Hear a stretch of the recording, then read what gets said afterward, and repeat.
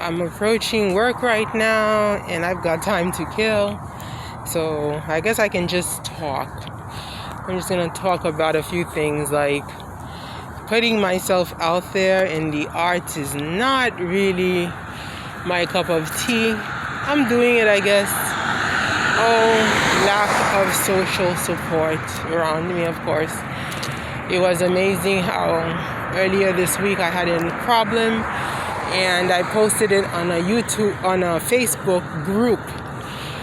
The amount of response that I got was just so remarkable.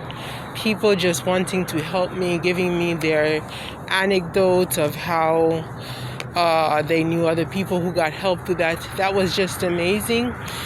And the irony of it all is that despite all of these advices, all of these anecdotes, my reality is I did not have anybody to help me. So anyway, they did help me remotely because they fueled the energy within me to be able to do what I needed to do by myself, even though the resources they were telling me to source, I already knew they were not available. I had tried some of them, and I live in a society where when I was young, I would just say people don't like me.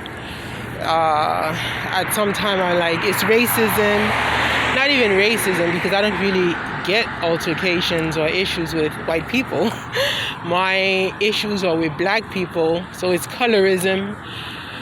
Other times I think it's spiritual. I don't know. Maybe it is colorism. Maybe. I mean, it proves itself over and over again. So why is it that I would not stay on my premise of my social challenge as being colorism?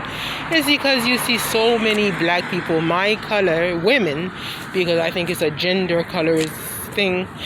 At the same time, you still see dark-skinned women who are achieving in life, and then I'm like, well, actually, I've been in their shoe before.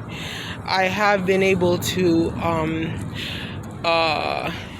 overcome colorism at some point in my youth, and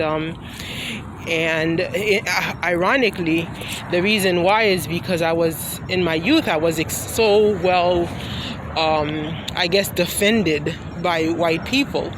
And funny thing is, I noticed, and it was scary, but I watched as women of my color or my hue who scorned me, did not like me as a person, would observe my advantage and then pretended as if they were my friend, my relatives or whatnot, and the tables turned, and the same people who would cry out racism, they ended up having white partners and friends, etc.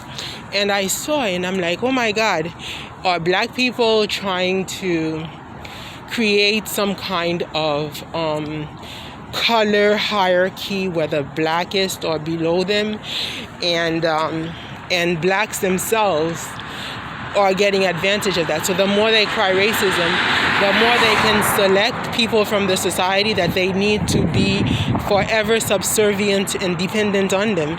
So if they remove everybody from around you, then they can be above you to tell you what to do and to control your life. And then one would wonder, well, how does one get such power? Well, this is where I think the spirituality comes into play, because I never really understand how sociology works and why it works the way it does. All I know is that I've always been